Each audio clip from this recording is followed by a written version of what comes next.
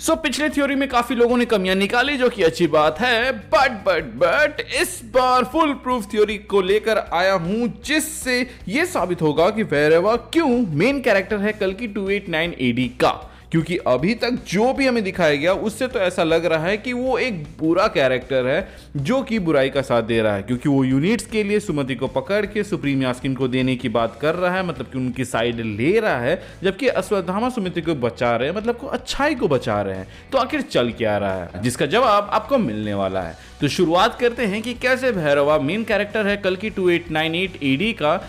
अभी तक जितना भी मटेरियल मिला है, चाहे वो ट्रेलर्स हो या भैरवा या भुज्जी, उन सब को मिलाकर देखे तो भैरवा एक ऐसा बंदा है जो कि कभी भी एक जंग नहीं हारा है एंड उसको कॉम्प्लेक्स जाना है, जो कि उसके ग्रीडी होने का ज्यादा प्रूफ देता है। मतलब कि इसके गुण कल्कि से कम कली से ज्यादा मिलते हैं। इतना कम लगे तो ट्रेलर में हम देख चुके हैं कि सुमति को पकड़ने के लिए भैरवा जाता है ताकि उसको 1 मिलियन यूनिट्स मिले, जिससे वो कॉम्प्लेक्स जा सकता है। बट उसको इससे फर्क नहीं पड़ता कि सुमति के पेट में जो बच्चा है वो आने वाले समय में कल्कि जी बनेंगे, जिसको अश्वत्थामा जी बचा रहा है। मतलब कि यहाँ पर वो 2 लेजेंड्स के अगेंस्ट जा रहा है सिर्फ इसलिए ताकि वो कॉम्प्लेक्स जा सके। अब या तो यहाँ पे भैरवा को सच्चाई नहीं पता है कि सुमति के पेट में कल्कि है, या फिर वो सिर्फ कॉम्प्लेक्स जाने पे इतना ज्यादा फोकस्ड है, जिसके वजह से यहां पर हम सिर्फ 2 ही पॉसिबिलिटी बना सकते हैं कि भैरवा ऐसा क्यों कर रहा है। सबसे पहला ये कि भैरवा का एक अपना मकसद है जिसको पूरा करने के लिए उसको कॉम्प्लेक्स जाना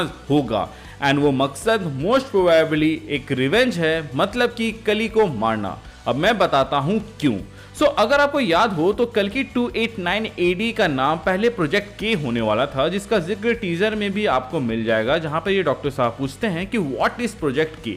अब इस प्रोजेक्ट के बारे में तो हमें नहीं बताया गया, बट व्हाट इफ प्रोजेक्ट के एक ऐसी प्रोग्राम हो जिसमें जेनेटिकली एडवांस बेबीज को बनाया जा रहा हो, जिसके अंदर कली अपना कॉन्शियसनेस डाल सके, जिसके लिए उसने कईयों को बंदी बनाया, जिसमें से भैरवा की मम्मी भी एक होगी, जो कि मृणाल ठाकुर का कैरेक्टर प्ले कर रही होगी मोस्ट प्रोबेबली।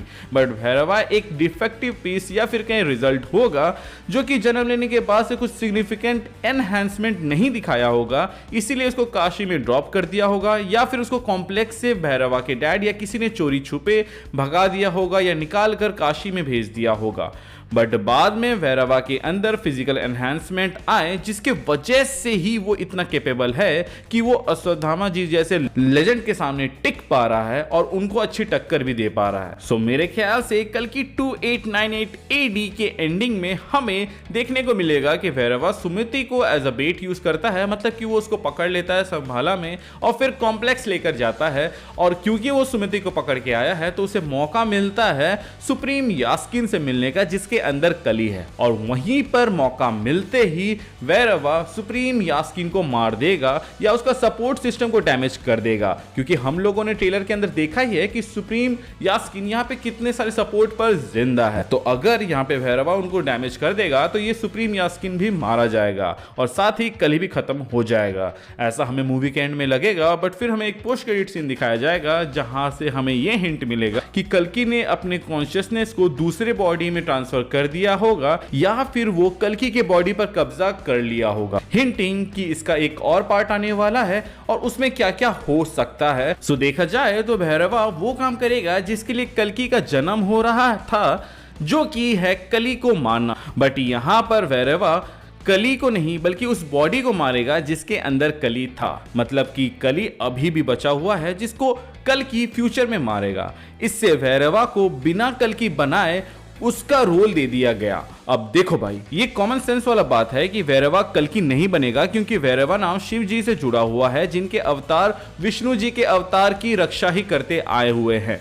तो इट मेक सेंस कि भैरवा कल्कि जी की रक्षा करेगा, ना कि खुद कल्कि बने। बट मैं जो थ्योरी दे रहा हूं इसमें वो ना सिर्फ भैरवा कल्कि वाला काम करेगा, बल्कि बिना कल्कि बने ही लाइमलाइट में आ जाएगा, क्योंकि कली अपना कॉन्शियसनेस इधर से उधर करेगा, जिसको अल्टीमेटली कल्कि ही मारेंगे।